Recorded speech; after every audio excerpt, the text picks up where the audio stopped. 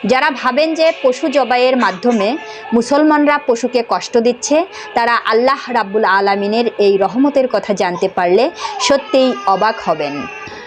Islamic পদ্ধতিতে গরু জবাইয়ের সময় গরু ব্যথা অনুভব করে কিনা এ নিয়ে একটা পরীক্ষা করা হয়েছিল।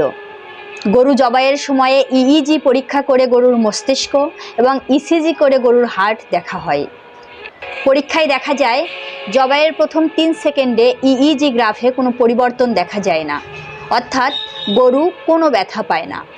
পরের 3 সেকেন্ডের ইইজি রেকর্ডে দেখা যায় গরু গভীর ঘুমে আচ্ছন্ন হয়ে থাকার মতো অচেতন হয়ে থাকে। শরীর হতে প্রচুর রক্ত বের হয়ে যাওয়ায় ব্রেনে রক্ত সরবরাহ হয় না বলে এই অচেতন অবস্থা সৃষ্টি হয়। এই প্রথম 6 সেকেন্ড পরে ইইজি গ্রাফে 0 লেভেল দেখাচ্ছিল, তার মানে গরু কোনো ব্যথা পাচ্ছিল না। গরুর যে খিঁচুনি আমরা দেখি বা লক্ষ্য করি সেটা স্পাইনাল কর্ডের রিফ্লেক্স রিয়াকশন, এটা মোটেও ব্যথার জন্য হয় না। এই পরীক্ষাটি করেন জার্মানির হ্যানোভার বিশ্ববিদ্যালয়ের প্রফেসর শুলজ এবং ডক্টর হাজিম।